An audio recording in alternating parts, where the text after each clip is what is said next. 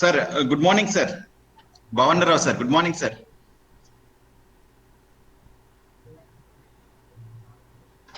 Good morning. Sir, how are you, sir? Fine. Sir, shall we start the session, sir, or shall we wait for? We can start because time is short. Time given That's is short. We can make okay, up sir. from that.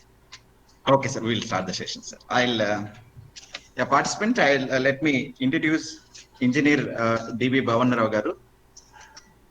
Sir did his BTech in Civil Engineering, MTech in Soil Mechanics and Foundation Engineering, and PG Diploma in Alternate Dispute Resolution. Sir is fellow of Institute of Engineers. Experience. Sir worked in different cadres from assistant executive engineer to chief engineer R&B department for 33 years and retired as chief engineer R&B in July 2010. So worked as a consultant for 7.5 years for Aegis India Consulting Engineers Private Limited. During this tenure, worked for 7 years as team leader, a project manager of third party quality audit in the World Bank assisted National Cyclone Risk Mitigation Project in the 9 coastal districts of Andhra Pradesh. This project includes construction of roads, bridges, and buildings. Also worked as advisor roads and bridges for 1 year in Amaravati Development Corporation, Vijayawada for Government of Andhra Pradesh. As executive engineer R&B quality control, he studied the regions of premature damage of several roads and found out that using red earth in GSB and WMM in roads is the main cause for early damage of roads. His article on adverse effects of using natural gravel in subways, base, and waterborne macadam was published in the monthly IRC magazine Indian Highways in the month of February 2005. Educated the department engineers by conducting several workshops and ensured the stopping the use of red earth in GSP and WBM in roadworks. It improved the performance of roads and saved huge amounts to the government departments. Another article on steps to improve roads and black cotton soils was published in September 2007 issue of New Building Materials and Construction World, NBM and CW. So from the year 2000, giving presentations on how to construct durable roads, buildings, and bridges to field engineers. Organized several one-day workshops throughout the Andhra Pradesh for all the department field engineers to bring quality awareness among practicing engineers. Prepared handbook on highway engineers, which is useful for all field engineers. He is regularly giving expert lectures to field engineers of RNP, Panchayati Raj, PH, Singareni Collieries, AP Housing, APCRDA, Amravati Development Corporation, and other departments. Helped in resolving the launch and problems at Indian Space Research Organization, Sriharikota in 2009. So we have really an eminent personality in the areas who is having expertise in all the areas, I can say. So since Sir worked in roads and building department, he has expertise in roads, he has expertise in structures like bridges and all. And I know Sir since several years, but I have not interacted, Sir. So, but SAR articles, I have followed the SAR articles. Even some of the cases also has provided shortcuts to many field engineers how to use using the MORPH and other Indian Road Congress specifications. We are really fortunate to have SAR today. So I request all the participants to make use of this lecture. And if you have any doubts, because like we have also since last four days we're discussing many topics. Even if you have any doubts related to that topic also, you can ask Sir. He's happy to provide the like answers. Sir, please go ahead with your sessions. My screen is sharing. You are Yes, seeing sir. my screen? Yes, sir. Yes, sir. I could able to see your screen, sir. No problem. Okay. Thank you, Amarendra garu. Good morning, Sir, everybody. sir. This presentation is on the construction and quality control of recent payments. Actually, this presentation is prepared based on IRC 58, IRC 15, and IRC SP 62 because IRC 15 deals with IRC 58 and 15 deals with high volume roads, whereas SP 62 deals with low volume roads. because both are necessary, required, I prepared the presentation using both the codes. The, the related codes are IRC 58, it is for design, IRC 15 for construction, IRC 44.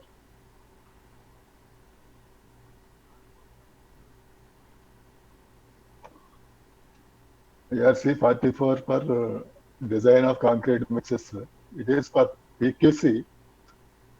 For DLC, we have to use IRC SP 49. IRC SP 76. IRC SP 76 is for white copy. IRC 57 is for ceiling joints. SP 62 for low volume roads. And this IRC SP 83, this is also very important because it covers all the rehabilitation items. Yesterday, Ramchandra has shown some stitching, etc. All these items are included in this IRC SP 83. For any repairs, any cracks, etc., we can refer this IRC SP 83. Now, this IRC 58 is applicable for roads having a commercial traffic more than 450. If the commercial vehicle traffic is less than 450, we have to follow SP 62. But for low volume roads, if we adopt IRC 58, it is not economical. If we go for IRC 58, it becomes a costlier. That's why for roads not having high volume of traffic, it is always better to go for IRC SP 62. These are the temperature differentials given in the IRC 58. In AP and Telangana, etc., comes under Zone 3. For Zone 3, if the thickness is more than 150, difference is 17.3, like that. Now, the problems for this cracking, etc., is mainly due to curling and warping. Curling is due to temperature differential, warping is due to moisture difference. If it is cool weather, the curling will be like this. In hot weather, the curling is like this. In wet weather, the warping is like this. And in dry weather, the warping is like this. In hot days, the curling, temperature curling is countered by moisture warping. It reduces the stresses. But during cool nights, the temperature curling is complemented by moisture warping. It becomes critical. This is already, the slides are already shown.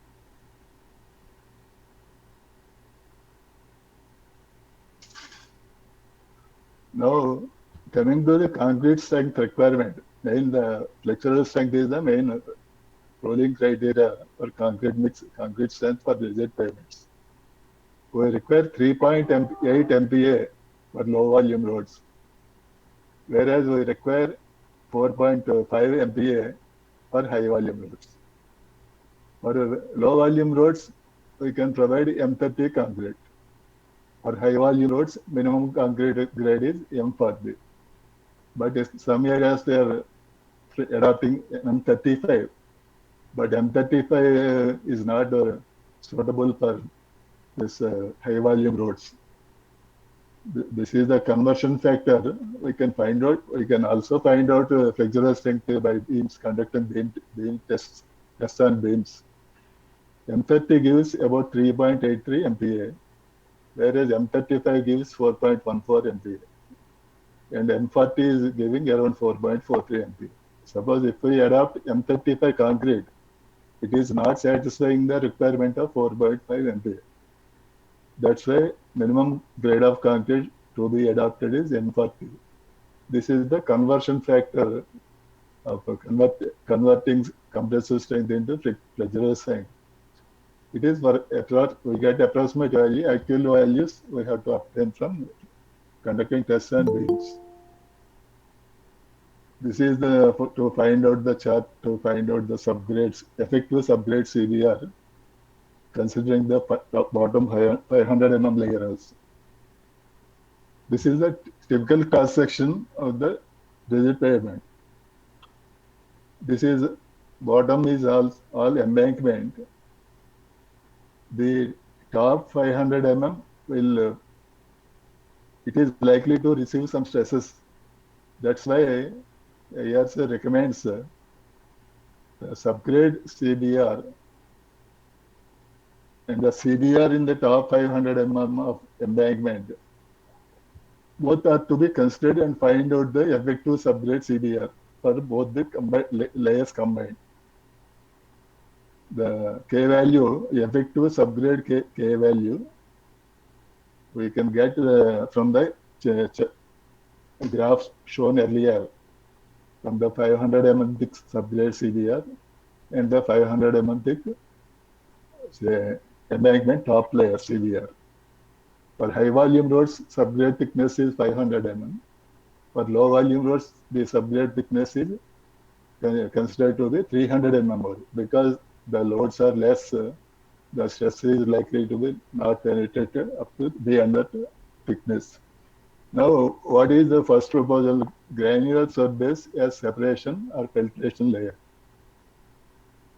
And next is granular subbase layer as drainage layer.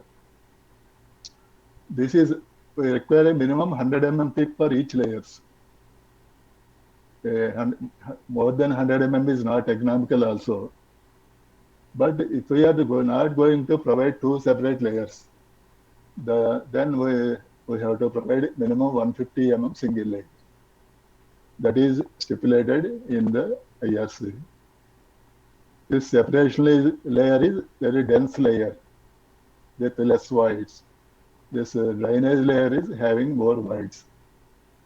In most of all the expressways, national highways, etc., they are providing these granular subbase layers for full width.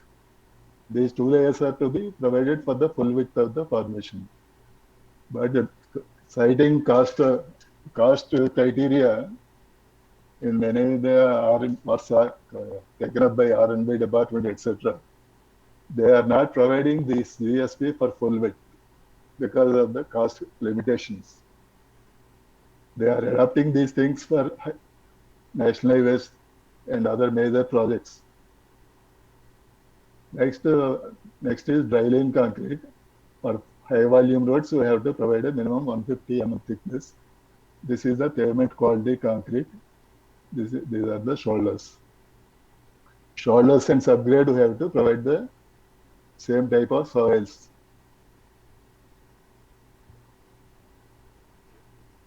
Now, the ARC 15 gave two types of proposals for fixed rigid payments.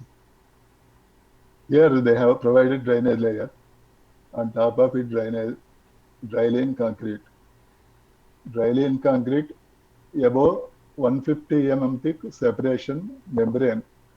This is a plastic sheet having about 150 mm thickness. Alternately, we can provide 4 mm thick non-woven geotextile also as a separation membrane. Also, we can also provide geocomposite layer instead of this separation layer. If geocomposite layer is proposed as separation layer, we have to provide a drainage layer of 150 mm thick because it is this geocomposite layer is not supposed to act as a drainage layer. It is supposed to act as a separation or filter layer. That's why IRC recommends 150 mm thick drainage layer if geocomposite layer is provided for separation layer. Also, instead of DLC, cement treated aggregates layer is also given, which means that it is a CTSB. It is similar to cement-treated subbase of same requirements. We require dry line concrete as per IRC 15, 7-day strength of 7 MPa. 7-day strength of 7 MPa means it is likely to get the M10 concrete at 28 days. CTSB also gives a strength of 7-day strength of 7 MPa. That's why if we want to replace this dry line concrete with CTSB, then we have to provide a separation layer of bituminous concrete that is recommended in the IRC 15. Now coming to the rigid pavement class as per as IRC SP 62. The reference is here, the subgrade thickness is 300 mm and there is no full width to GSB or anything, only GSB one layer, 100 mm GSB layer, and this is WM 70, the WBM 75 mm or 150 mm depending on the traffic intensity. That's why you can see from the two cross sections that it is IRC cross section proposal related to IRC 15 is very costly, and for traffic not having less than 450 commercial vehicles per day, it is not at all economical to go for IRC 58 or this IRC 58 and 15. It is always better to economical to go for IRC SP 62. And particularly for R&B department, they are having several low volume roads, but they are always insisting on proposing IRC 58. If they adopt, they can execute the more length of roads with the same amount. These are the conversions factors from the CVAR of subgrade. If the effective K values can be found out for GSB and this cement treated base, sub-base and base, and also for dry line concrete, etc. The maximum K value is limited to 300 MPa per meter for design purpose. In some cases of BLC, it is exceeding 300 also, but it shall be limited to 300. Now, IRC SP 62 has given short ready-made tables. Instead of everybody don't like design also. That's why they have given shortcuts for how to fix the thickness of the CC roads. They have taken CBR of 4% and for up to commercial vehicle traffic of 50 CVPD. Yesterday also Amarendra has told something. Below the payment, what are to be proposed? WBM or WMM 75 mm thick or 100 mm thick GSP. This GSP minimum CBR is 30. That we have to satisfy this requirement. In some areas, we don't get good quality aggregates. Particularly in the north India, it is very difficult to get aggregates, and aggregates are very costly there. But if some marginal aggregates, like some aggregates having aggregate impact value more than 50% or so, in such cases we can treat it with cement or lime fly ash. Suppose instead of WMM 75 mm base course and 100 mm GSP, we can alternately provide 150 mm thick cementitious granular laying using marginal aggregates with a minimum UCS of 3 MPa. This is not CTSP. Please understand, CTSP is done generally with regular aggregates. The aggregates available with our in our state. This is 3 MPa. In CTSP, it is required 7 MPa. That's why we cannot call it CTSP. It is a cementitious granular laying using marginal aggregates. It is using 3 MPa at 7 days. If we use it with lime and fly ash, in 28 days we have to get the same value. That is given here. But what is the thickness for a 50 mm, up to 50 CVPD? This is 160 mm. We are required to provide a concrete, M30 concrete layer for 160 mm poly for giant spacing of 2.5 meters or 3.25 meters or 4 meters. IRC 58 stipulates a minimum maximum spacing of 4.5 meters, whereas here the giant spacings are less. For all the giant spacings, the thickness required is 160 mm. And if the K value is increased, because if the subgrade CVR is more than 4, and if it is up to 8 or 10, in such cases also we have to provide 150 mm as the minimum recommended thickness. That's why we can provide M30 concrete, and the thickness is also greatly reduced. For many internal roads, we cannot get more than 50 CVPD traffic. In such cases, we can adopt this 160 or 150 depending on the CVR. Up to 150, from 50 to 150, the thickness, they have taken CVR 4%. And the thicknesses are for 4 meters giant spacing, 190 mm. And zone 3 relates to us. That's why it is highlighted. For other zones also, thicknesses are there. If we adopt 2.5 meters, the thickness becomes 160. If we provide short slabs, shorter spacing, the advantage is we can reduce the thickness. And what is the subbase? GSB 100 mm and the WVM or WVM 700 mm.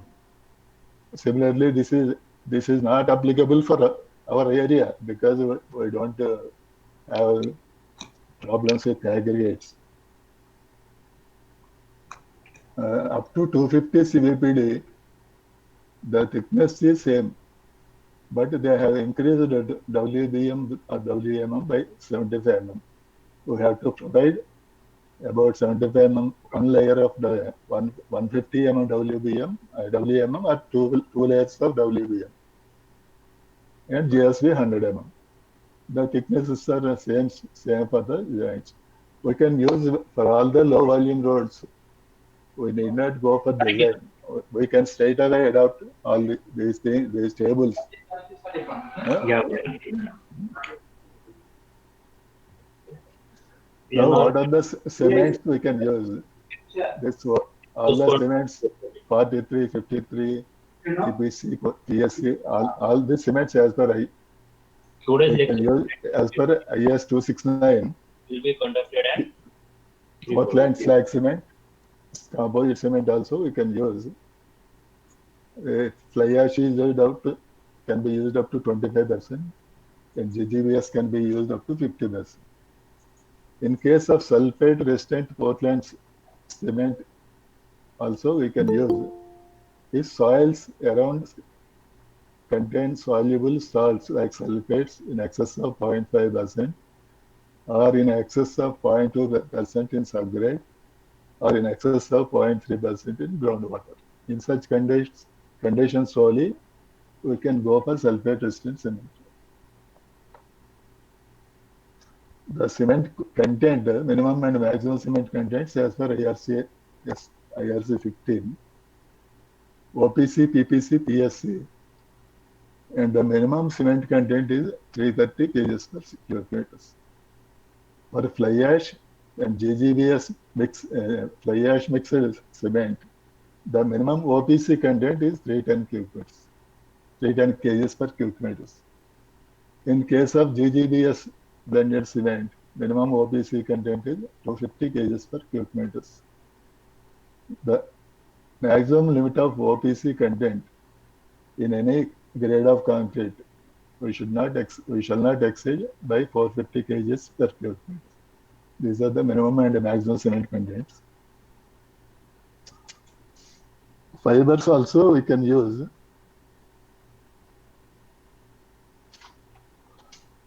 We can use fibers to reduce shrinkage cracking and post cracking.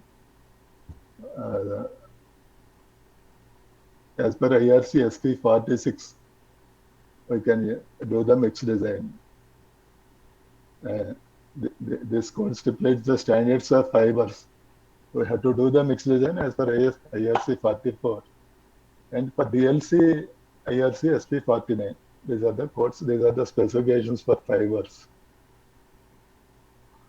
Now coming to sand. Sand, the IRC gave 3 gradations for use.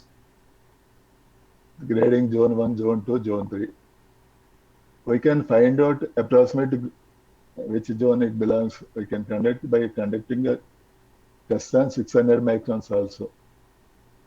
If it takes some lot of time to do all the testing, when field officers and the executive officers and sites, they can do CU analysis on 600 micron only, and they can approximately assess which zone the sand belongs to.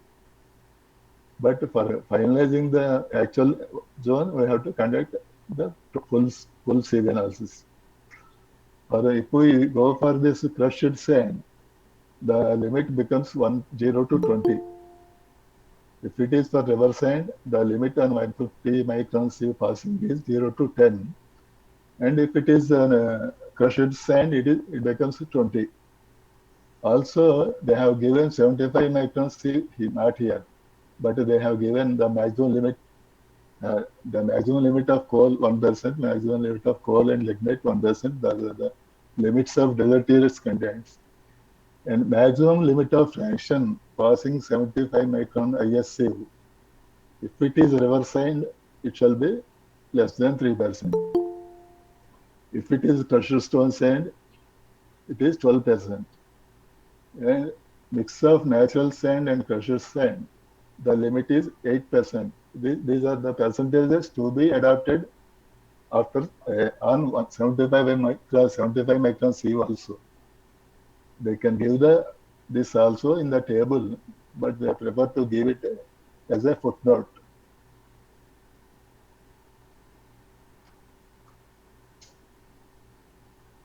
This is zone 1 sand, this is zone 2 sand, this is zone 3 sand. As per IS 383, we have to follow. IS 383 also updated revised in 2016. Fineness modules shall be between 2.0 to 3.5. Now, what is the physical requirements for coarse aggregates? Coarse aggregate shall satisfy requirements of IS 383. The main is this aggregated batch value shall be less than 30%. Up to 30% it can be allowed. Water absorption is up to 2%. This soundness is also required. The other important is combined flakiness index and elongation index. It shall not exceed 35%. This is the requirement for coarse aggregates as per IRC 15, which means that for high volume roads. This is a combined gradation of dry lean concrete. The mixed design as per IRC SP 49.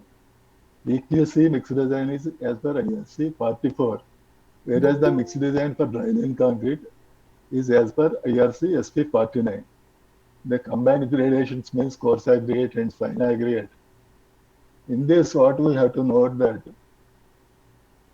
the 7-day average compressive strength of each consecutive group of 5 cubes shall not be less than 7 MPa. This is as per IRC 15. But in the MOT, it is given as 10. But 10 is very not economical. That's why, because it is MOT has come in 2013. This code has come in 2017. That's why it is better to follow this one. 7-day strength 7 MPa means it is likely to get the M10. but it shall not be less than 10 MPa for PQC bonded DLC. Suppose if we are not providing this separation membrane, then the strength of DLC, the 7-day strength shall be 10 MPa. This is, which is 7-day strength 10 MPa means it is about M15 grade. In case of PQC bonded DLC, its surface shall be roughened with wire brushes 3 to 6 hours before after laying. For better bonding, we have to roughen the surface, DLC surface, 3 to 6 hours after laying. Now, actually, in IR North, they have given only one gradation for PQC, but IRC 15 has given 3 gradations because in the ready mix plant and concrete mixing plant also, it may not be easy to adopt this gradation. Although ready mix plant owners prefer this gradation because if they use this higher aggregates, thus the belts etc. are likely to get damaged very fast. That's why they have given 3 gradations. This is 31.5 nominal size, this is 26.5 nominal size, and this is 19 mm nominal size. This is somewhat similar to the grade of aggregates we are using for the concrete for buildings, etc. It is we can that's why other ready mix plant owners prefer this gradation. For crushed sand also, they have given this table. This is for crushed sand. This is for natural sand. The gradations, if we are using this crushed sand, we have to check it. Now, the aggregates, combined gradation of aggregates for low volume CC road, that is M30 concrete. The combined gradation is this one.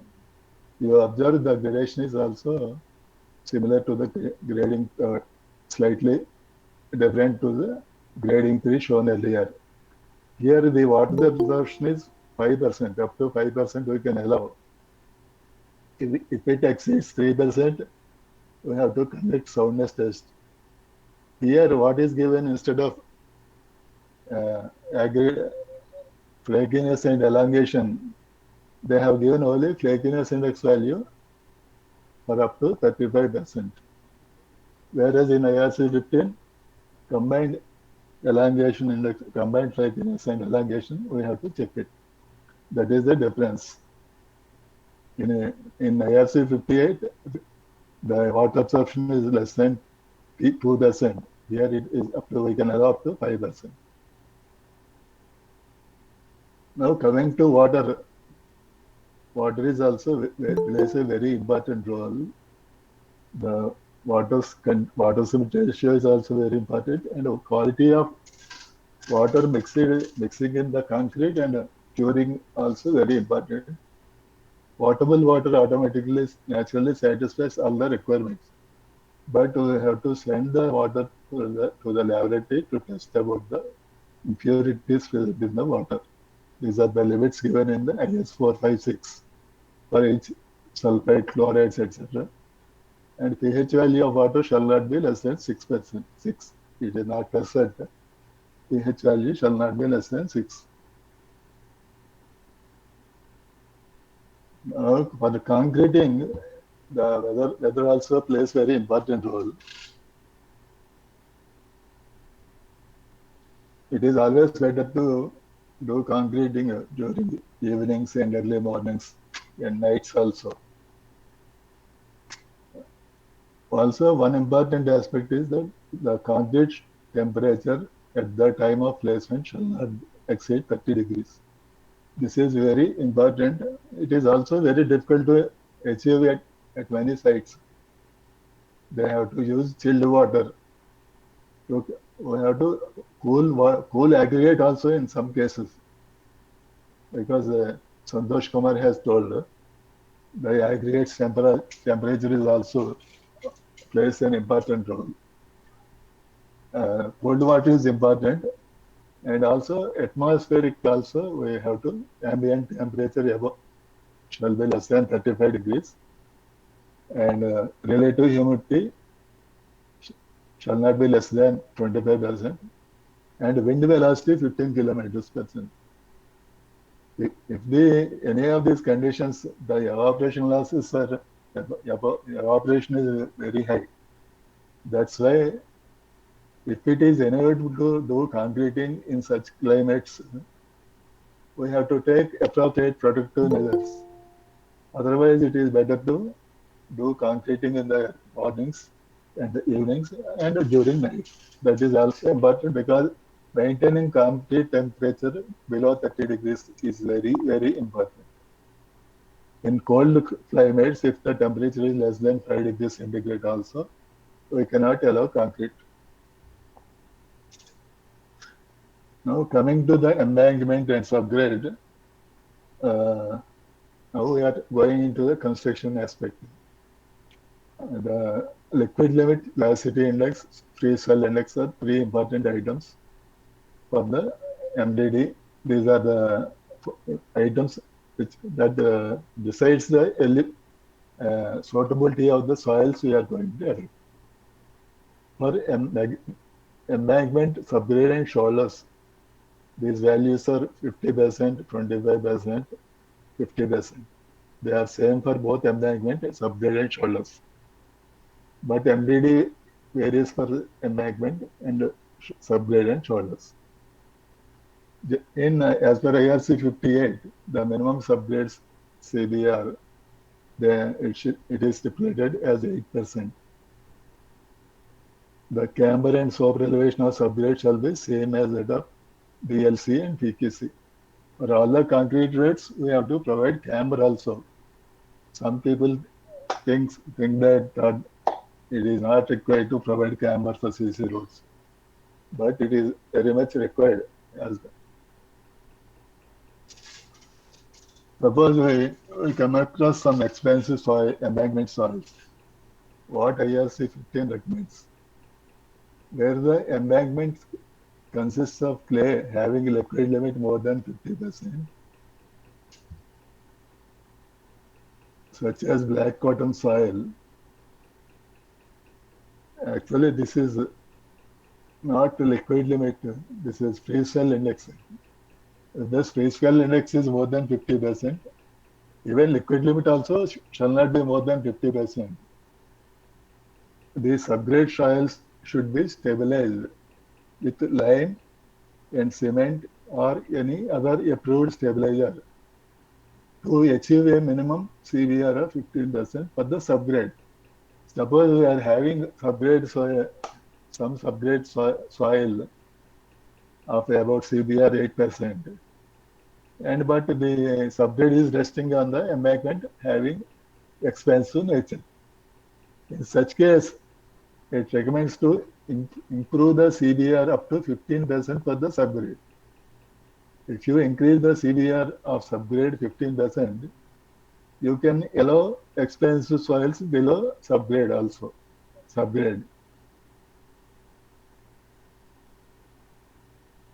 Alternatively, the top 500 mm thick black cotton soil should be replaced with suitable soil of minimum CBR of 8%. If it is not economical and feasible to stabilize the CBR, subgrade CBR, to increase the CBR up to 15%, the alternative is to replace the top 500 mm layer of embankment with a selected soil giving a CBR of 8%. This is for subgrade on embankment soil, expensive embankment. In waterlogged areas and where the subgrade soil is impregnated with deleterious salts such as sodium sulfate, etc., in excess of permissible limits, a 150 mm capillary cutoff should be provided before constructing the subbase. Capillary cutoff means some sand layer or sand and stone dust mixture also we can adapt as a capillary layer. This is 150 mm thick. In waterlogged areas, These are the recommendations as per IRC 15. Now this is the subgrade, compaction of the subgrade.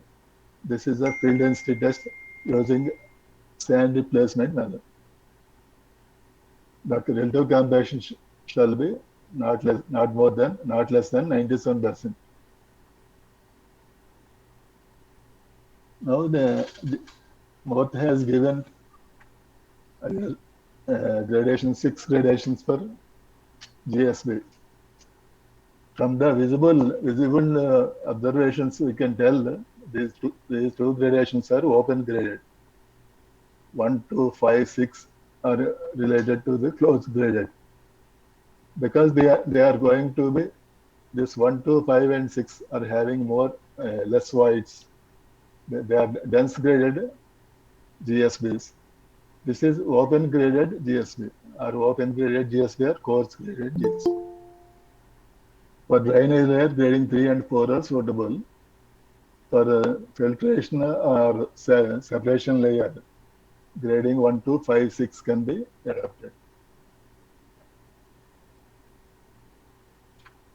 For GSB, what are the requirements? AAV shall not be more than 40%. Liquid limit shall not be more than 25%. Velocity index shall not be more than 6%. CBR minimum 30%. But in many cases, what we are using coarse high grades for GSB, we are likely to get CBR of 80 to 100%. If the water absorption is greater than 2%, wet aggregate impact test shall be conducted. And what is the difference between aggregate impact test and wet aggregate? We have to soak the aggregates in 24 hours in water. After that, we have to conduct the test. This IRC 37 also recommends grading 3 and 4 for drainage layers and grading 1, 2, 5, 6 and as a separation layer.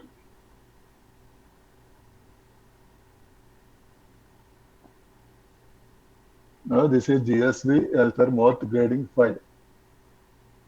You observe the closeness of the denseness of the aggregate layer. It is very densely packed. It is used to, it gives a lot of strength, about 100% CBR also. But it prevents the ingress of soil from the bottom layers because its function is to ingress the soil from the bottom subgrade, etc. It is called as filter layer or saturation layer, separation layer. This is a GSB getting compacted. After the compaction, we have to, of a particular layer, we have to conduct field density test. And the relative compaction shall be not less than 98% for GSB. This is sand replacement method for conducting field density test. You observe the difference between grading 4 and grading 5. This is GSB with grading 4. You observe more voids here. That's why permeability is more with this layer than compared to zone 5 and grading 5. In this also, permeability is also required, as per required also. Generally, they require 300 meters per day permeability. It satisfies that requirement in many cases. But this gives a permeability up to 500 also. But it is always preferable to go for this one for drainage layer. But if you are not providing for full width, whatever GSB you are providing, it won't matter. If it is provided for full width only, then it will be function as a drainage layer. That's why for roads where many R&D roads, they are not providing GSB for full width. In such cases, they need not go for grading 3 and 4. They can go for grading 5 or 6.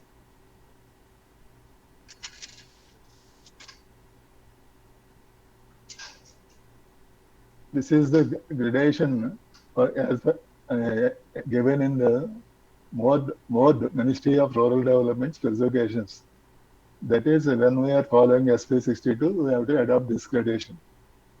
This gradation is they mostly in Panchayat Raj Department, they are following GSP for this gradation. Earlier, in R&B also, they used to follow the same gradation for GSP for all the roads. Because in fourth revision, this same table is given. That's why for all the old R&B roads, they are using this gradation. Whereas in Panchayat Raj works, they are using this gradation now. This is the grading that this gradation. It consists of 12 mm, 6 mm, and dust. Its performance on 4 subgrades is very good. This is the same type of material used for the full width in one R&D work.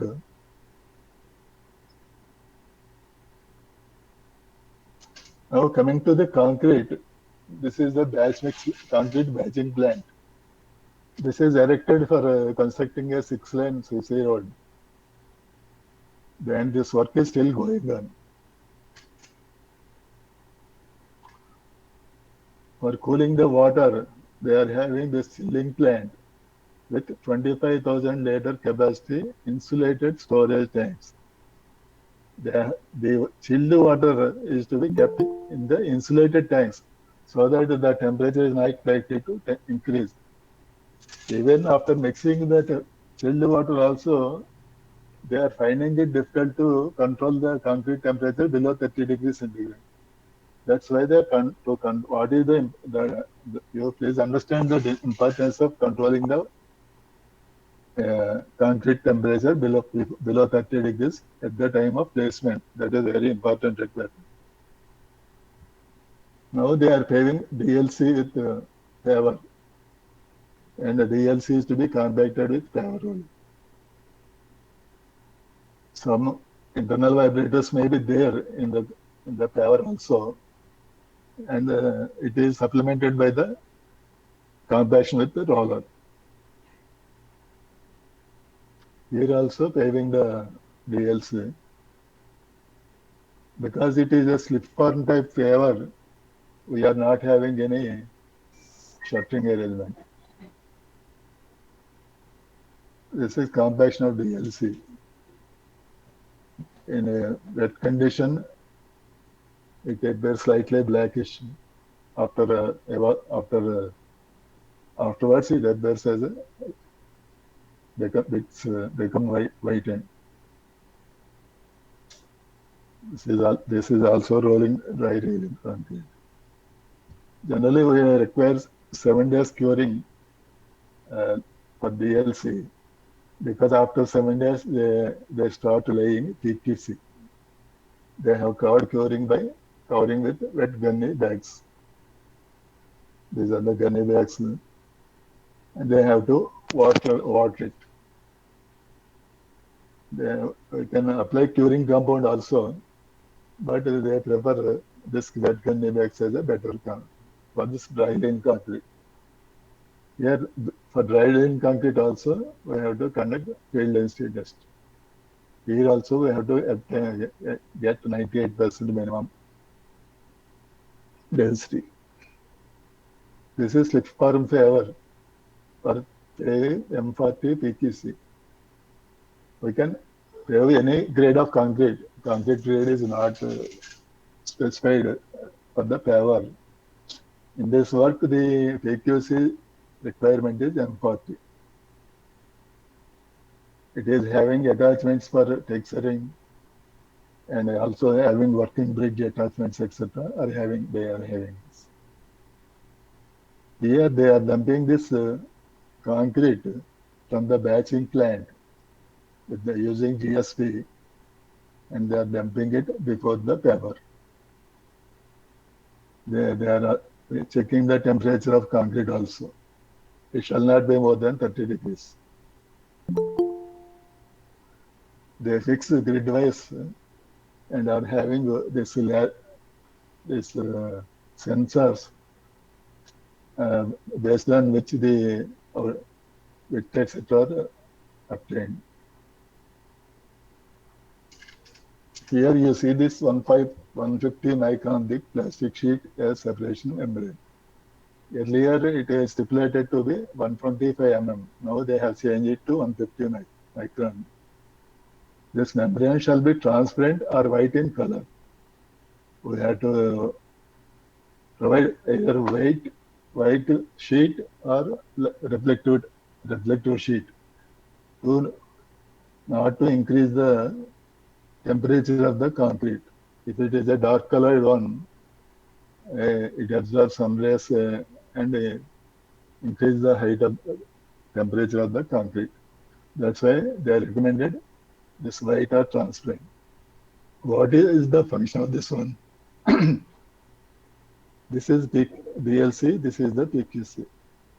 It functions as a roller in between the two concretes, in between DLC and there no friction between the DLC and PQC.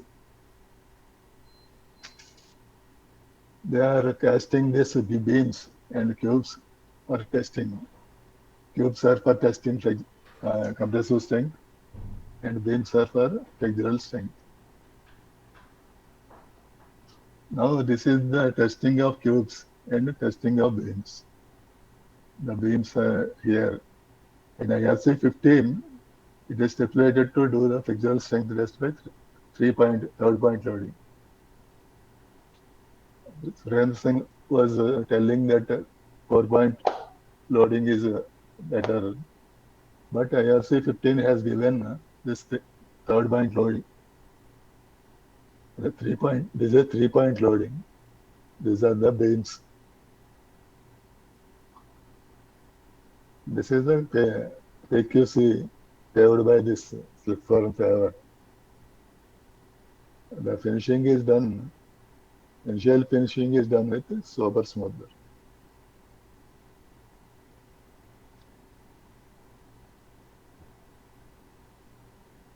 Now dowel bars already lot of number of times they have told all the important items I will cover. Dowel bars are required at contraction joints also if traffic intensity is more than 450 commercial vehicles. Dowel bars are required at contraction joints also if traffic intensity is more than 450 commercial vehicles per day. For low volume roads, we need not provide dowel bars at contraction joints. We can provide the dowels at construction joints, but we need not provide dowel bars at contraction joints.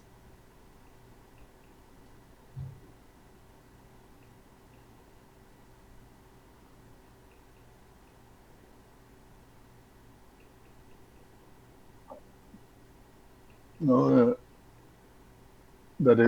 the necessity of providing the dowel bars can be understood.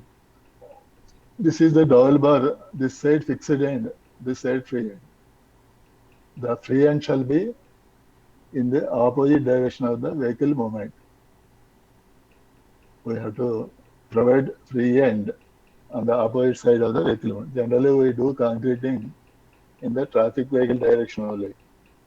That's why we have to fix the dowel bar fixed end this side, and free end this side. This is free end. Also, this alignment tolerances are also given in IRC 15.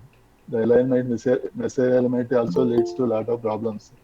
Misalignment of dowel bars. The allowances are given here.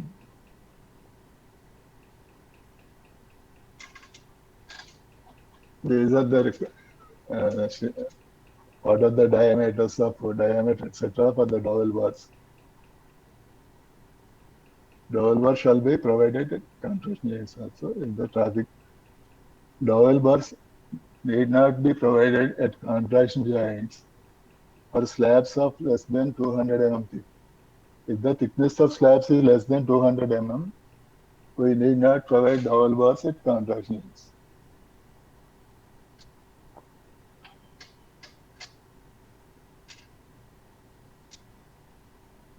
This is the double bar inserter. After insertion, it appears like this. Now these double bars shall be having these plastic sheets to cover these double bars. And here they are covering it with mastic tape so that slurry or this concrete is prevented to enter into this. That's why they have to provide this slabs. This is the fixed end, this is the free end. These are the double bars. This is the arrangement when we are doing concrete with fixed form. The double bars, etc. are fixed. This is the spacing arrangement, spacing and diameters of tie bars. Now IRC 58 recommends FE 500 tie bars. And we have to note in curved or gradient portion, spacing shall be reduced by 30%. The spacing shall be reduced by 30%. We have to provide more tie bars at the curves and gradients to prevent separation. These are the double bar tie rods. This is the fixing of tie bars. This is the tie bars. This is the longitudinal joint.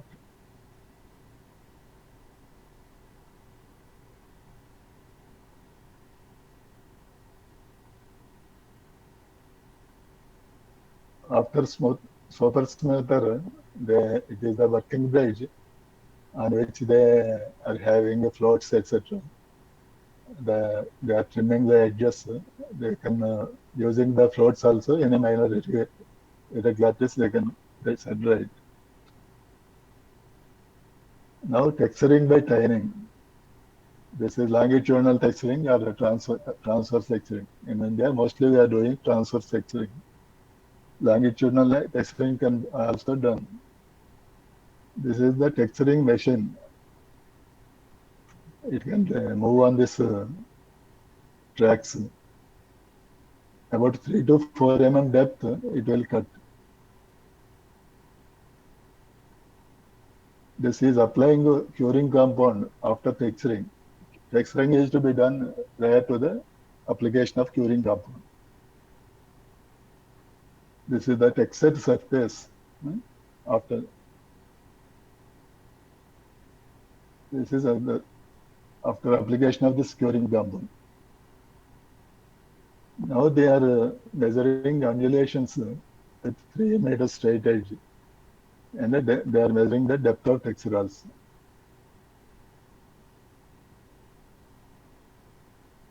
Now they have done initial curing with the curing compound. Curing compound can be serve the purpose for maximum 2 or 3 days. Now they have done this curing by sprinkler arrangement. Water is sprinkled regularly to keep the surface wet. The purpose of curing is to prevent the evaporation losses.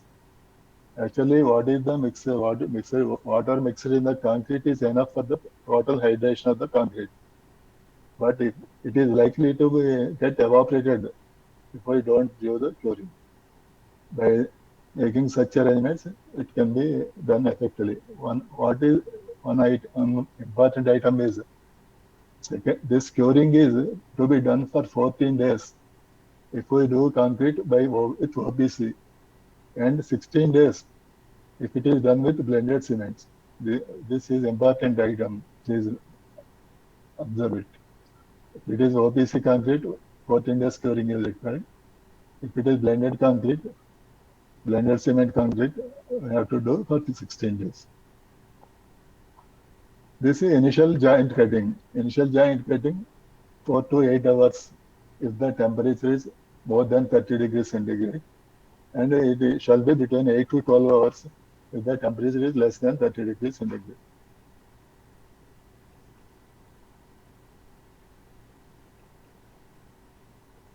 Giants are how to cut the giants. Initial cut of slot 2.5 mm to 5 mm to a depth of 1/3 to 1/4.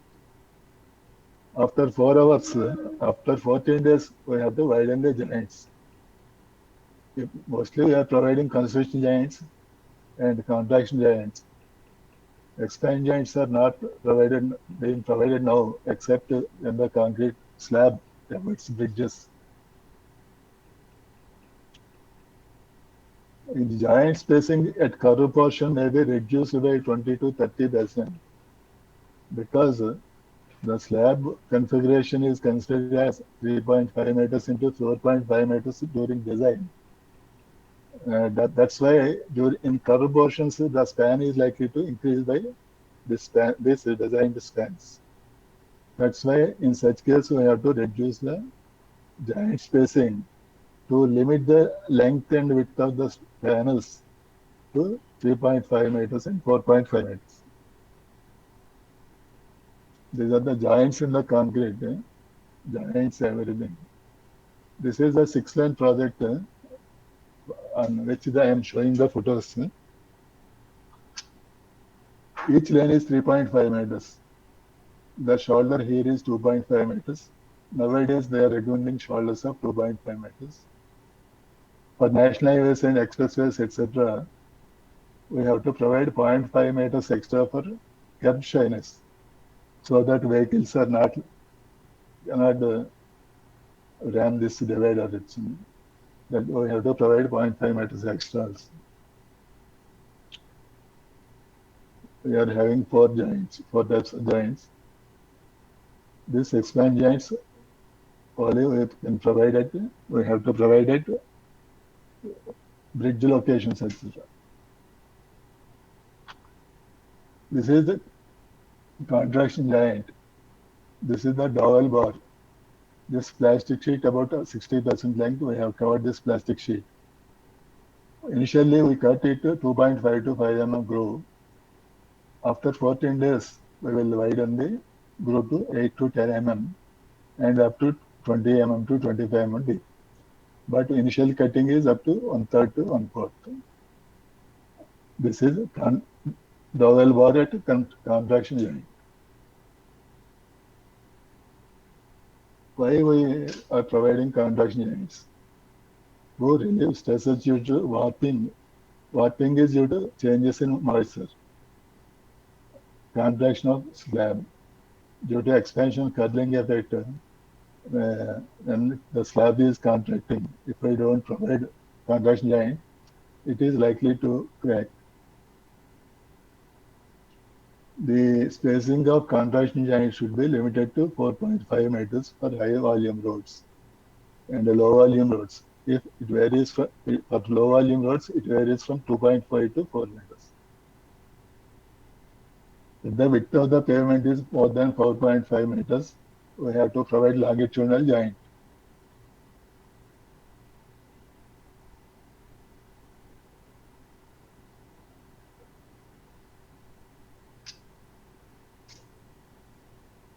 Now you see this joint is cut here. Because the joint is cut here, the cross-section area is reduced here. If it is 300 mm here, it is about 250 mm or 240 mm here. That's why area of cross-section is reduced due to this tensile stresses, etc. The crack is observed here.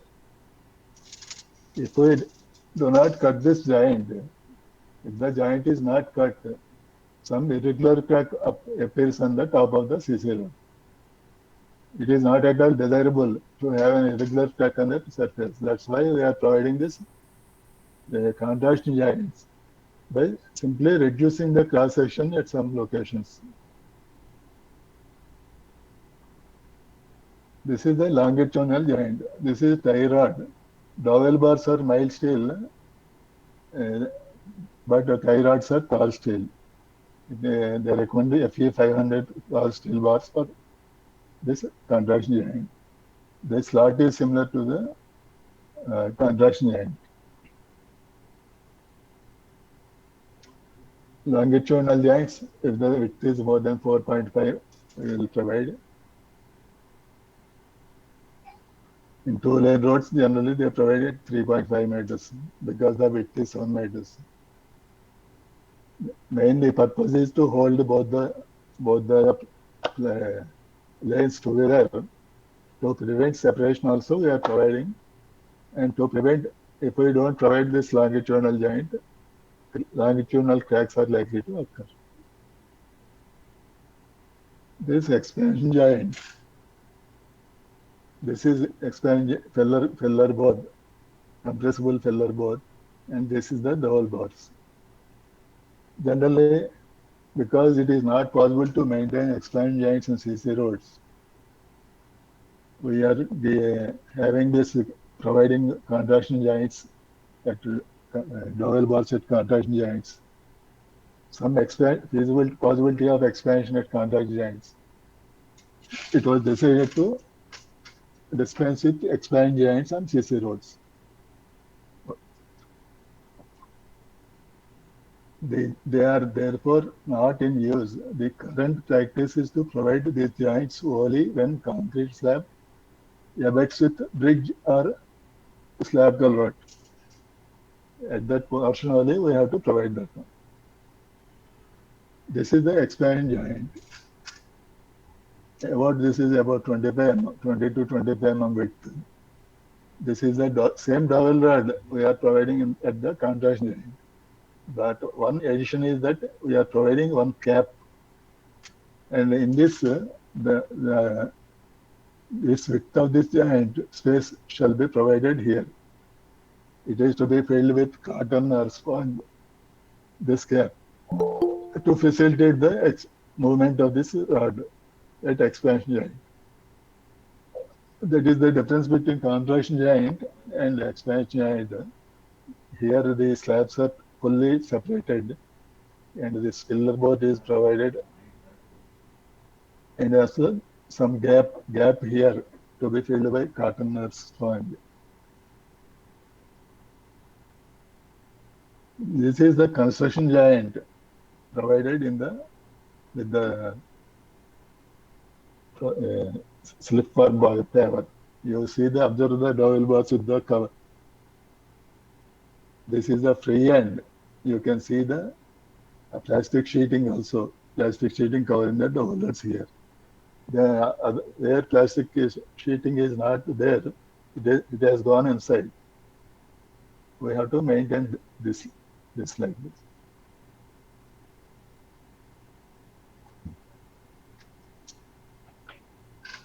If we don't cut the joints earlier, this type of irregular cracking is likely on top.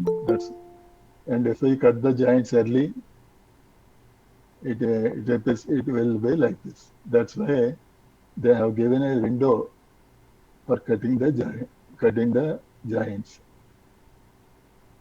It shall be done before 12 hours.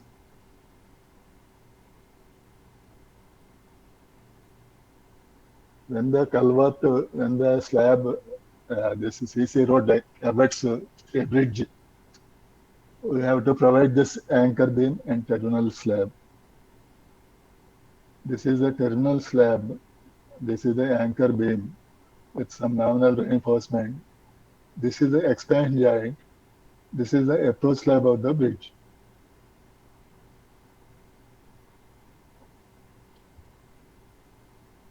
Transit slab between rigid and flexible pavement. At many places, they are not joining the CC road and BT road. Actually, we have to follow this about 4 meters length. We have to give steps in the PQC so that the BT road joins it smoothly. Here also some beam is to be provided. The ceiling compound, when the slabs contract, it will be like this, and when it contracts, it will be like this. When slabs expands, it will be like this. There are 3 types of ceiling compounds are there. This is a separation membrane, debonding strip. If we are using hot rubberized, we have to heat resistant debonding strip we have to use in the joints. This is contraction joints, this is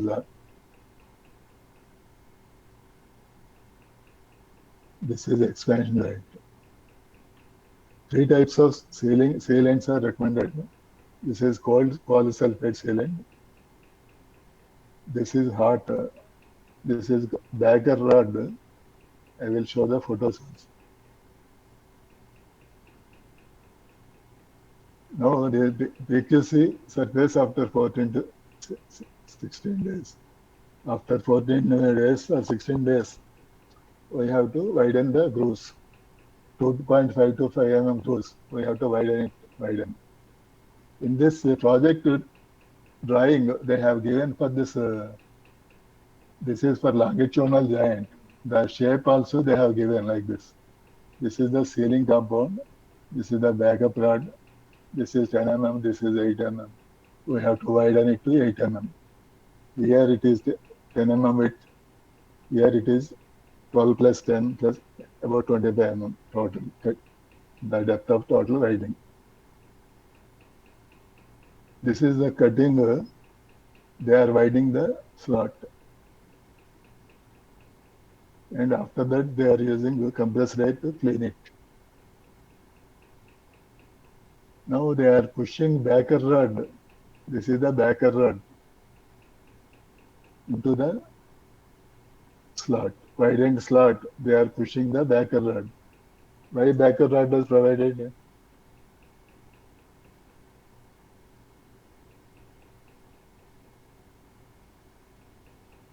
To prevent the sealing compound to go into the slot. To prevent the sealing compound from going into the bottom, this we have to provide this backer rod.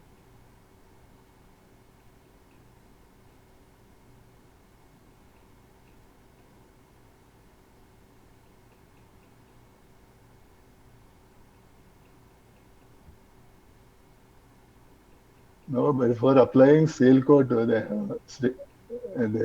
have masking tape is fixed on both sides, so that if some sealing compound overflows also, it won't touch the CC, tether to the concrete surface. To prevent it, they have fixed this masking tape. Now they are mixing the polysulfide sealant hardener. They are mixing by using this, and they are filling to the applicator. This material they are applying into this. Now they are applying this sealing compound. First, they are applying primer application. This is primer application before the sealant application. This is the sealant application. This is also sealant application.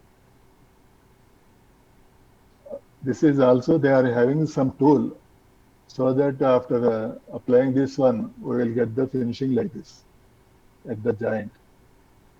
They are pushing this. They are using the sink thing to give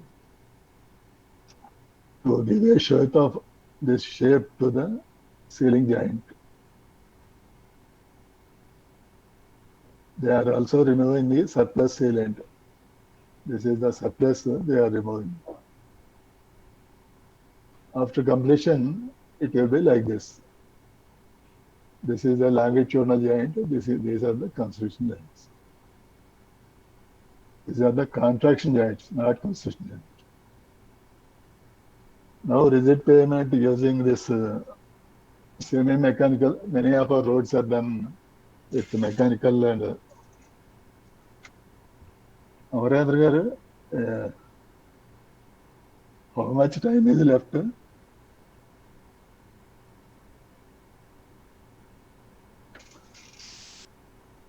Here they have used this 125 micron sieve. They are placing the concrete on the separation membrane. This compaction of concrete is also very important. For any concrete, compaction is important. Compaction is necessary to remove entrapped air present in the concrete after it is mixed, transported, and placed. Compaction also eliminates stone pockets and remove all types of voids. Consideration is the process of making the freshly placed PCC or PQC into a more uniform and compact mass by eliminating undesirable air voids and causing it to move around potential obstructions. This is the purpose of the concreting, compaction. Here they are using this screed compactor. This is plate compactor. They are testing the slump and the this is slump test.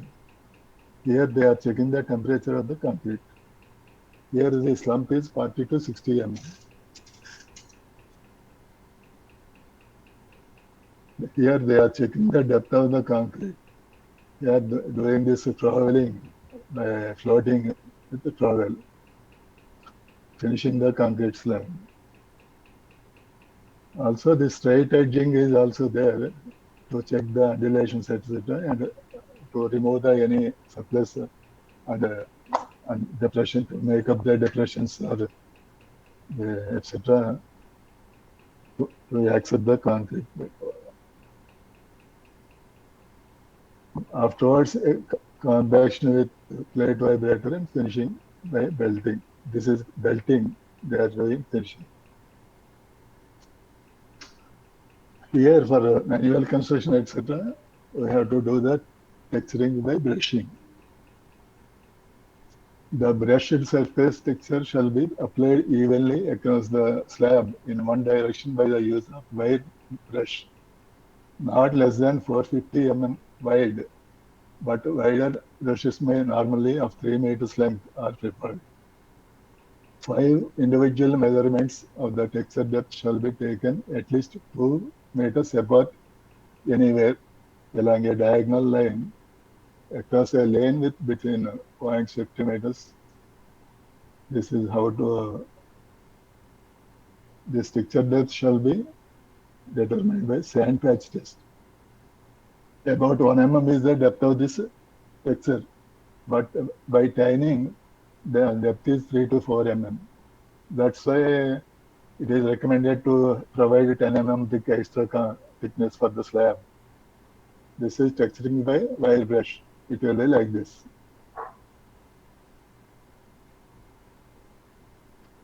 For the dowel bars, as for a low volume roads, MS 25 mm dia, 450 mm length, and spaced at 250 mm. Center to are to be provided at expand joints. We have to provide nowadays expand joints are removed. We have to provide dowel bars at construction joints. We need not provide dowel bars at contraction joints if the traffic is less than 450 commercial vehicles. Construction joints shall be provided at the end of the day's work or when work is sustained for more than 90 minutes. We have to provide this construction joints. This is the expansion joint to be provided where the CC road is abutting this bridges are this. This is as per IRC SP 62. Construction joints also, these are the construction joints. We have to take care of so that the construction joint shall coincide with the contraction joint. Here they have used these bulkheads to get the neat finish. Here also you see this. They have used these bulkheads to get the full depth of the butt joint. This is the dowel bar. They have used this mastic pad and this plastic sheet they used to, in those days, it is taken some 20 years, 15 years back. In those days, they are using this plastic sheet, and also they are using a small cap here also. This is the double bar. They are doing concrete from that side. That's why they are providing free hand this side. This is paving near culverts and bridges. This is the road. They have to put this double bar inside into the that slab. CC road joint with new bridge as per IRC SP 62. We have to follow this one.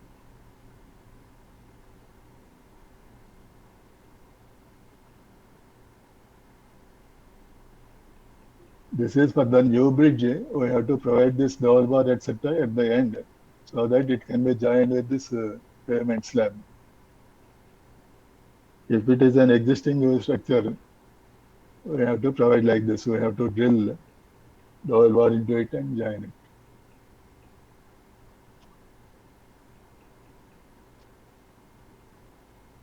Expand joint is like this at bridges. This is the expand joint.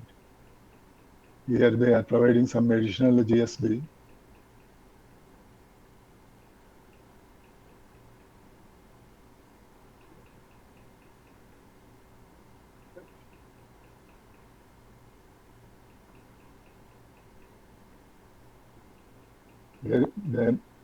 Here the expansion joint is provided between the approach slab and the bridge.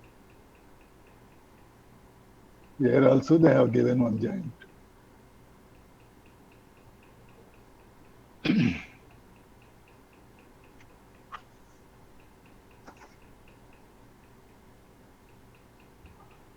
Now curing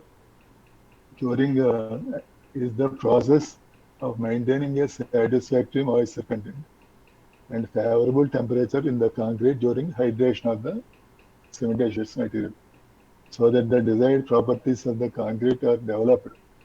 Its objective is specifically to keep the concrete saturated until the water-filled spaces in fresh cement paste are filled to the desired extent by products of hydration. This is the saturated concrete. We should protect this moisture from evaporation. That is the called curing. We need not add additional water for concrete hydration.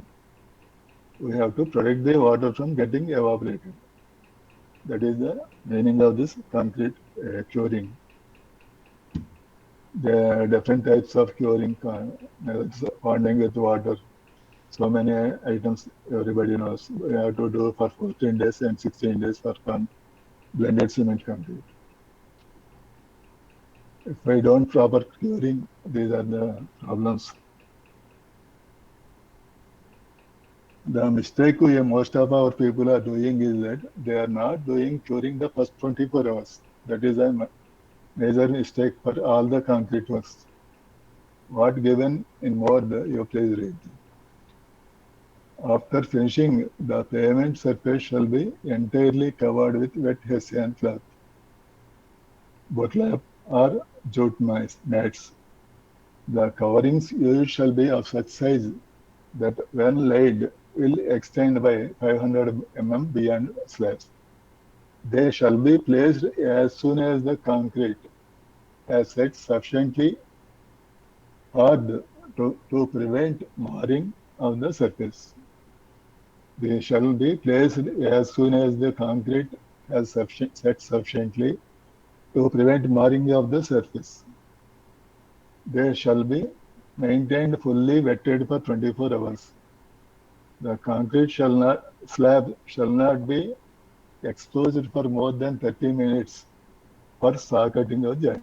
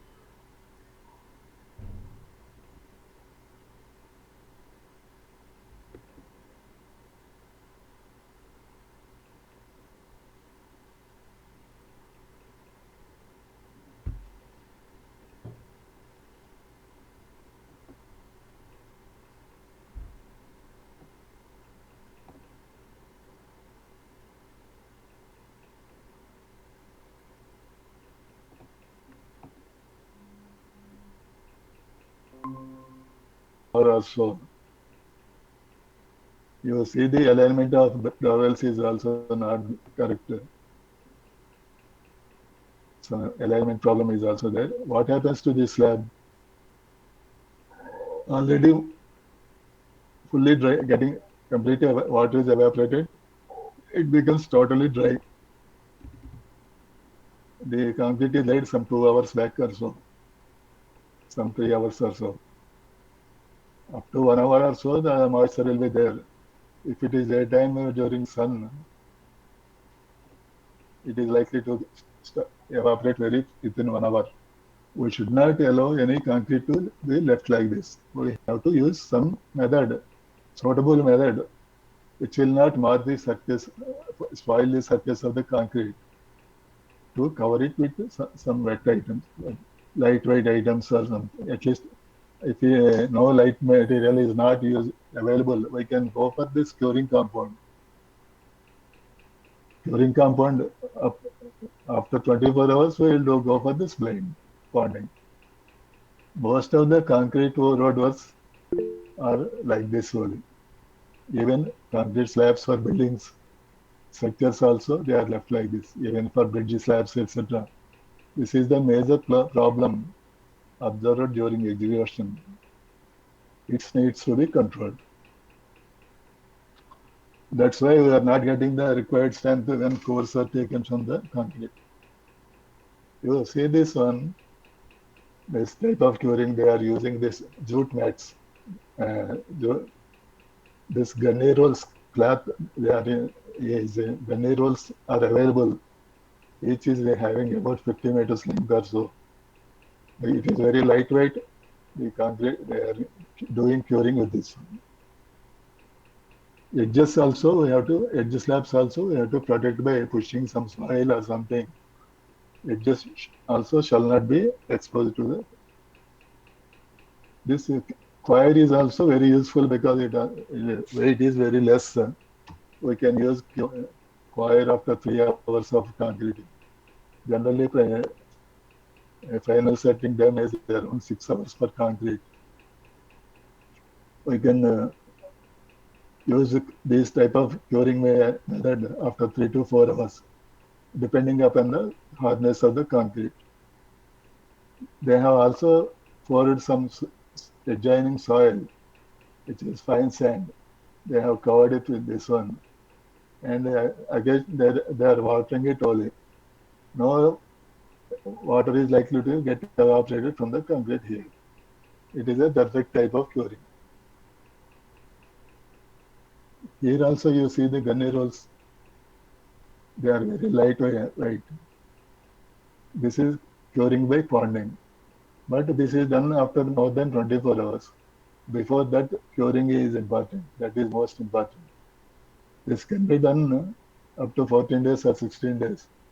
But if we don't do the curing in the first 24 hours, that may result in poor concrete strength. This is a application of curing compound, X-based curing compound. It reflects the sun rays so that heat won't go into the concrete and water is not likely to be evaporated. It is good for 1 or 2 days. If it is not disturbed, it works well for 1 or 2 days. This is a wet gunny bags curing cover. Here they are cutting the joints. After the joints are cut, these are the low volume roads. Here the original joint cut. Excuse me, Now sir. it is widened. Now they are using the sealing compound. Now the sealing compound is coming onto the concrete surface. Excuse me, sir. Time is over. Sir, another 10 minutes you can continue presentation, sir. Then last 10 minutes we will take up the question and answer. Okay, thank you. So by 1 o'clock we will wind up the. Okay, right. They are applying this sealing compound. Now they are removing the surplus sealing compound with this.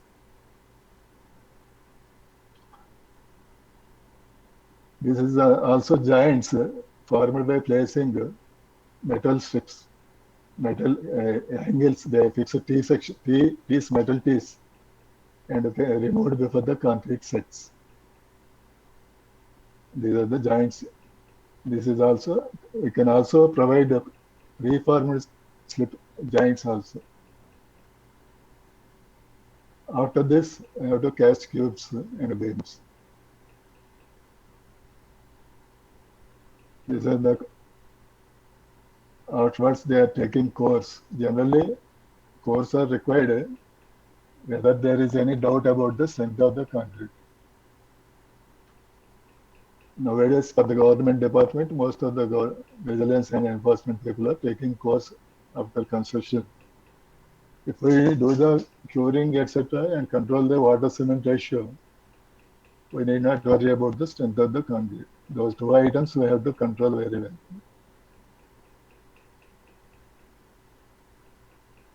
After cores are taken, they are testing it in the CTM. Now, how to accept, as for IRC 15, what is the acceptance criteria of strength, flexural strength? If the cores are taken, the mean strength determined from any group of 4 consecutive samples, each sample containing 3 beam specimens. First, we have to take 3 samples. We have to test the 3 beams. The average values becomes the sample value at 28 days. It should exceed the specified characteristic flexural strength. If it is 4.5, we have to exceed it by 0.3 MPa. If we get 4.8 MPa, the equivalent flexural strength for beams, we can consider it the concrete is having 4.5 MPa flexural strength. That is the acceptance criteria. The group of 4 samples, consecutive samples, each sample containing 3 beam specimens, should exceed the specified characteristic flexural strength by at least 0.3 MPa. If we get 4.8 MPa or more, we can accept the concrete is having a flexural strength of 4.5 MPa. The strength of any specimen is not less than the specified characteristic flexural strength 4.5 MPa minus 0.1 MPa. Here we have tested 12 samples. 12 specimens we have tested. 4 samples means 12 specimens. In any one of the 12 samples should not give a flexural strength of 4.4. Up to 4, one sample is permitted to get a flexural strength up to 4.4. But all the 11 samples must get more than 4.5, and the average shall be 4.8. This is the acceptance criteria for the flexural strength. Now, what is the acceptance criteria for compressive strength? The main strength determined.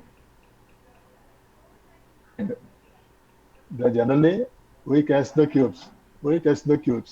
Generally, cores are tested by when some people like Reliance people are comes, they take cores. We can also take for guarantee for the guaranteeing the strength, checking the strength of the also. But we generally test the cubes.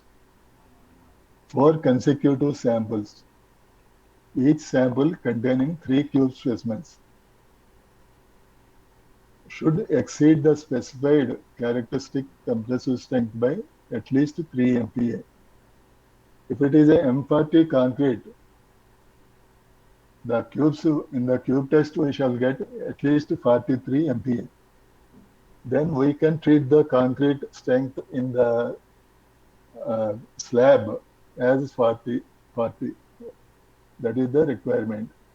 the strength of any specimen is not less than the specified characteristic strength compressive strength minus 0.1 MPa.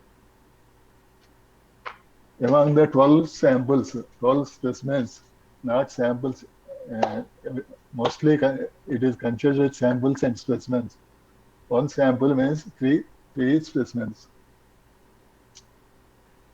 At least one, it is allowed if for only one specimen to get a strength of 40 minus 1, 39 MPa, we can accept. This is the criteria requirement for IRC 15. But more the requirements is that if we get 3 MPa minus 3 also, it can be allowed. For low volume roads, we can allow it up to, if it is minus 3 MPa also, we can accept. That is the reference.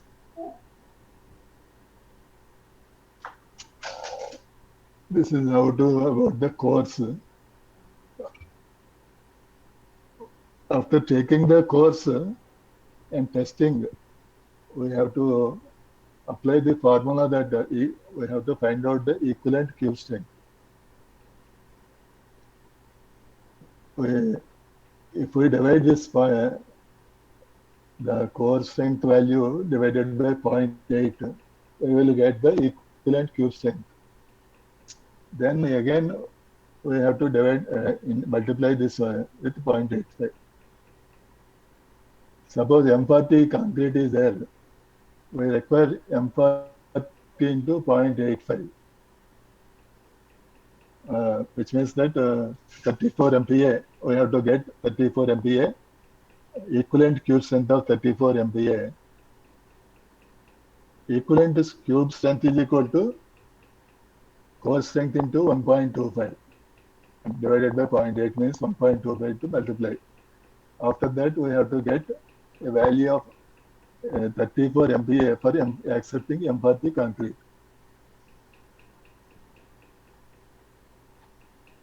If the depth to diameter ratio is not 2, we have to apply this correction. These are the other quality control requirements as per which tests are done like that. As per IRC 15, these requirements are given.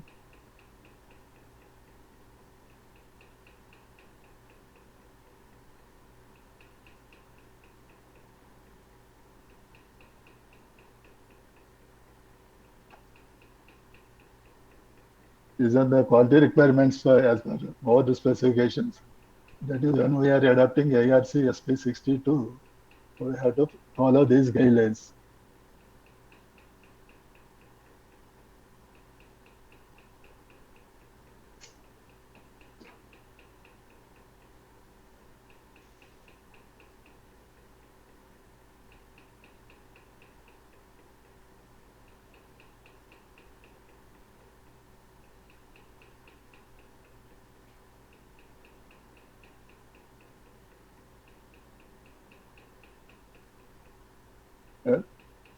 This is my presentation. End of the presentation.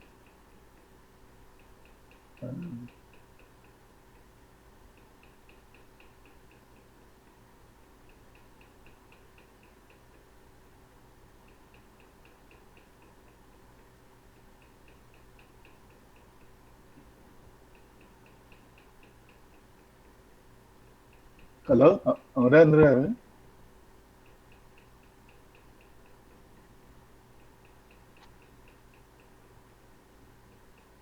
Hello, sir. Hello. Sir. That is the end of my presentation. Thank you, sir. Thank you, sir. Thank you very much, sir. Sir, I request you to go through the chat box and there are some questions.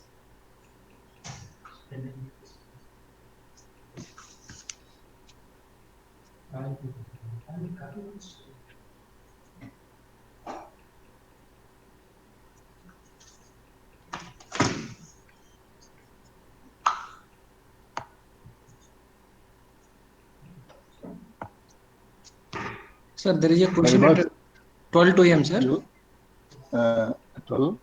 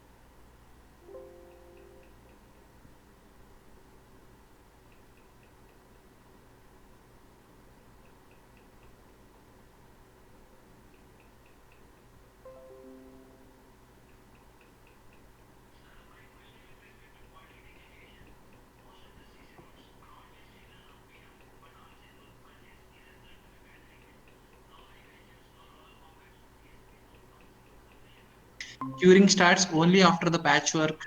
Quality control teams limiting supervision to length, breadth, and depth.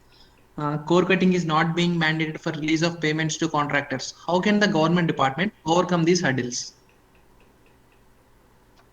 It is what is happening everywhere. During my service also, I observed the same things. Number of times I am trying to educate our people, both whether as municipal public health or R&D invest. After conducting such workshops, etc., there is some improvement. But everywhere it is not happening.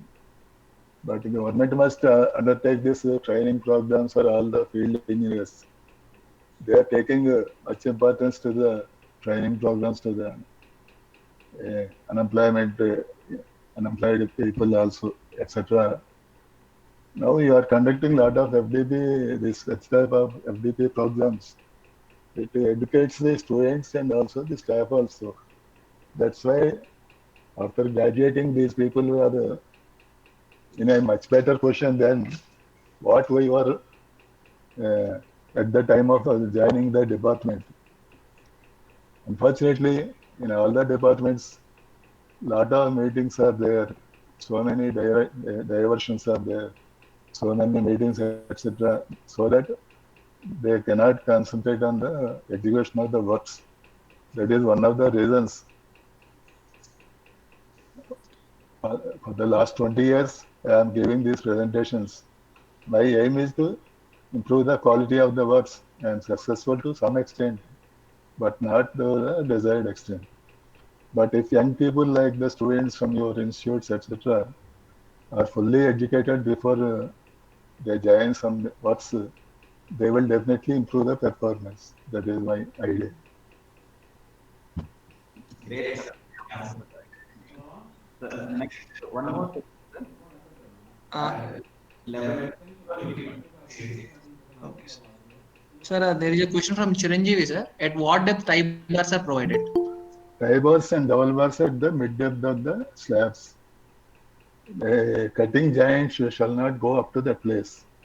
Suppose 200 mm is there, slab is there, we have to cut up to maximum 66 mm depth only. We have to cut. If I provided the 100 mm depth, there will be some gap between the giant and the double or tie bar. We shall be covered. We shall not expose the double bar or tie bar.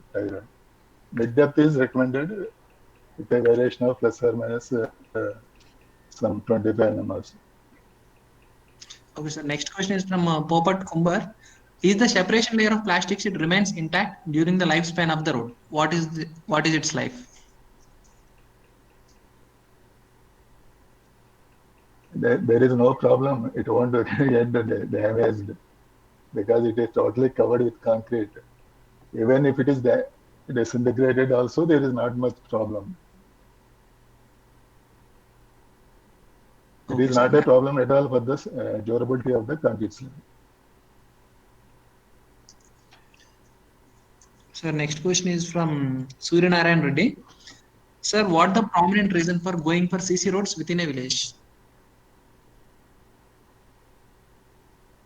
BT roads are likely to get damaged very early in village limits and town limits because of the lot of water used to come onto the road. It is very difficult to maintain BT roads. You are seeing a lot of damages of BT roads in village limits, etc. Only CC roads is the only option. We can also go for concrete block pavements when the traffic is not much. That is also an option, but for we cannot concrete block pavement cannot be allowed for high volume traffic. CC roads are the best option, but nowadays white topping is the most economical option. Even for low volume roads also, we can go for white topping. Okay, sir. Next question is from Popat Kumar again. Whether dowel bars are placed by machines or by manual means? When we are having the slip form paver, it's a slip form paver with all the arrangements for fixing the dowel bars and tie rods. They are fixed by machines. In the photos I have shown the fixing of dowel bars and tie rods by the machine itself. It is having a 3 or 4 vehicles. That our having arrangement is having 3 to 4 vehicles. One is that texturing machine, another is applying curing compound and working bridge, etc. And this machine is having the capability of fixing the dowel bars and tie rods. If we are not using slip form paver, it is to be done by using grid wires and also this shuttering with holes for dowel bars, etc. As shown in the photo in the presentation. It can be done manually. Only when we are doing concreting with slip form paver only, the dowels or tie rods are being fixed with the machine. In all other cases, it is to be done as manually. Okay, sir. The next question is from Vishwanath. He is an internal faculty of our institute, sir. Any sensitivity analysis that you recommend for village CC roads? First of all, we have to adopt good quality. That is the most important thing. We need not go beyond so much things. Then the concrete quality that is being executed is not good. Because as earlier one person pointed out, what is happening in our roads. We have to improve that one. If we improve that one, then we have to think about the other things. If we are not able to execute empathy concrete properly, what is the necessity for going to the research type items? The first students from college institutes like you must understand that the present type of working is not correct. If we are given a chance, we have to get it done very well. That attitude must be there in the students.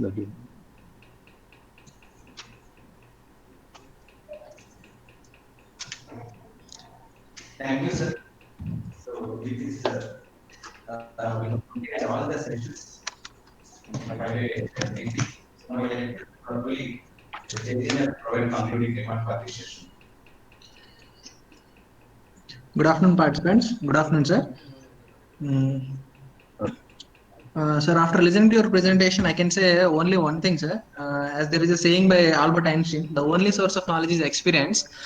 Now it is evident with your presentation, sir. You covered each and every aspect that related to concrete payments in a very clear manner, and I cannot explain in simple words, sir. You are really awesome, sir. And wisdom is as the Leonardo da Vinci say, wisdom is the daughter of experience. The experience that you showed in the presentation is very, very well, sir. I thank you for that, sir. If anybody wants my presentation copy, you can give the mobile phone number so that I will transmit them to by WhatsApp also. Okay, sir. Okay, sir. Participant, sorry, available. Anytime, if you want some presentation to the deliver. Also, your students are faculty members. You can talk to sir. Sir, like when I called sir, immediately he said he is ready to give the even presentation on even business payments only, human payments also. Since we are conducting this program exclusion and concrete payments, next time whenever we get an opportunity, definitely we'll call sir once again. So you also suppose if required, you can talk to sir or mail to him so that he will definitely is a source of information and he can help you out in whatever the manner that you want. Sir, I will talk to you, sir, after this session, sir. I will call you regarding the validation program. Okay, right. The participants like we will start the validation program sharp at 2:30. I request everyone please join by that. So during the validation program, we will give instruction like how to proceed with the examination. Thank you. Thank you. Please join before so that within 30 minutes we'll try to wind up the validation. Thank you. Can I leave? Yes, sir. You can leave, sir. Then I'll call you, sir. I'll call you, sir. Okay. Thank you very much.